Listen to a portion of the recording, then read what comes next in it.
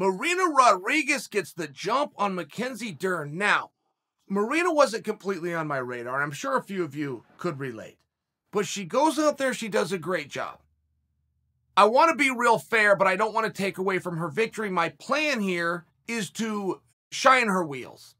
If I was to be critical, it would probably go towards Mackenzie Dern. Mackenzie Dern didn't want to take this to the ground. I just did a show called Unfiltered with the great Jim Norton and the great Matt Serra. And Matt Serra made this point. And when Matt Serra starts to talk about fighting, particularly ground fighting and jiu-jitsu, you're a fool if you don't listen. Matt made a point to me. And he said, Chael, I don't care how Mackenzie gets it to the ground, including jumping and pulling guard. She could have gone for a sloppy takedown if it pulls her opponent down to the ground. She could have gone for a throw that doesn't work, give up position. She could have scrambled out and won the round. This was Matt's point. And Matt was attempting to say that the gap between Mackenzie's grappling and Rodriguez's grappling is so vast and apparent that anything to get to the ground would have been a better style for Mackenzie. I do not disagree.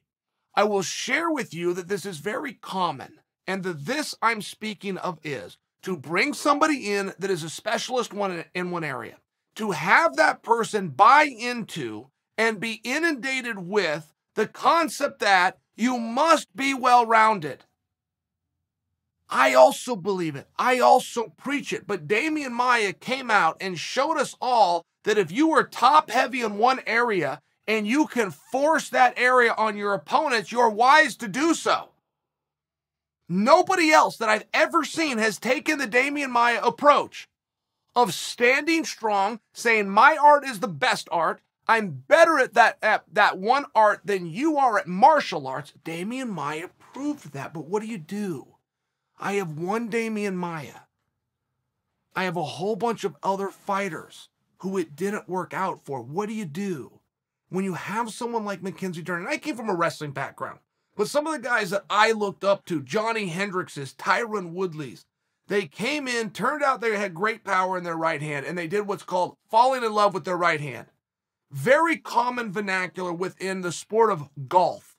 A golfer can fall in love with his swing, and then that's all that he can do. But sometimes it requires he's on the green, sometimes he's on the field, sometimes he's got a putt. But he falls in love with a swing, and you can't get him away from it. And Mackenzie Dern, in many ways, and I'm being critical, but I'm being critical of someone who I'm a fan of and that I believe in. I'm a fan of and I believe in Mackenzie, so I feel that I have the right to be a little bit tough right now, which is just a reminder to Matt Serra's point. Matt Serra's a world champion who's in the Hall of Fame, right? You got to listen to Matt. He's also coached and trained world champions, including a sitting one named Aljamain Sterling. Matt Serra's opinion and take on a fight matters. I want to make sure that Mackenzie hears it. I know Mackenzie watches this show. And Matt's take is real simply, don't forget what got you here, which is your grappling. And while you're improving your striking, and while you're improving your kicking, and while you're improving your wrestling, which I personally encourage you to do, don't forget what got you here. Don't forget what separates you from everybody else. It is an overwhelming attack from the ground. I will leave it at that. I want to move on to Maria. Maria went to the post-fight press conference and she called out Joanna. She didn't call her out to fight. She called her out. If you go look at the rankings right now, Joanna is ranked higher than Maria. Maria has a problem with that. Maria's problem is as follows. Joanna hasn't fought, but you're letting her have this spot. I want it. The other girls deserve it. Take her goddamn spot away. Fair point. Don't disagree. At the same time, Maria going to a post-fight press conference and talking about Joanna represents the first athlete I have ever seen talk about Joanna. There are some people in this sport that are off limits for different reasons. Joanna is very off limits because she's extremely intimidating. Joanna will beat your ass in the cage. She will humiliate you in the media before. Joanna's, no one's touched her. Go check that. I'm right. Maria called her out. She didn't say I want to fight her, but boy, those are fighting words. So I went and looked. I thought that Maria and Mackenzie were fighting at 125 pounds. I bring that to you because on further review, they're at 115 pounds. But now that we are discussing Joanna, If we're to bring Joanna Champion back into the mix, we have to start with one simple question, which is, Joanna, what weight class are you? Joanna's in a very unique spot. She trains at the ATT. I am friends with the coaches over there. I have many friends that are teammates over there. I ask about Joanna. She's in the Monster family. I speak with Hans about Joanna. Everybody tells me the same thing, which is she is still working her ass off. She just isn't motivated enough to sign a contract and come back. And look at the spot that she's in. She's been in there with the Bullet, not once but twice. If I'm wrong, it was 3 times. I think they kickboxed twice. I think. If I'm wrong, they kickboxed once, they fought once. So she's probably not going to get back in with the Bullet, even if she's the greatest threat.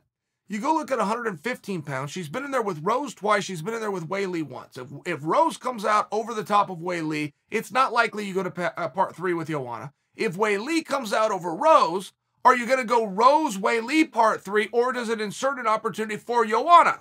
Because again, to remind you, not only was Joanna and Wei Li viewed as a fight of the year ended, they officially won the award. Not only were they discussed as the greatest female fight of all time, when it all ended, they won the award. They are recognized as the greatest fight of all time. I must assume, I am assuming, but I must assume, reasonably so, that there's a good, strong appetite to get Joanna and Wei Li back in there together. But is Joanna still a 15-pounder? Something has to drive these greats. And as young as Joanna is, she still had a ton of experiences, including being the champion of the world. So it takes something. You guys might remember Robbie Lawler touching on this as he discussed his motivation for accepting the fight with Nick Diaz.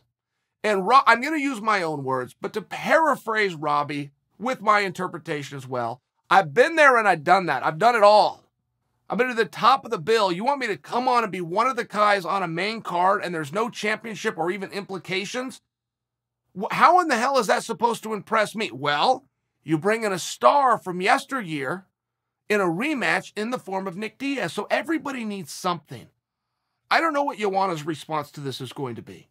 But I do think that it likely pissed her off. Joanna can get pissed off fast.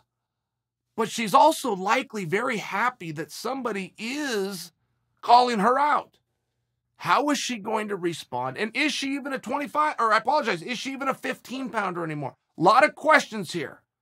But Maria Rodriguez has at least started a conversation, and she has touched the untouchable.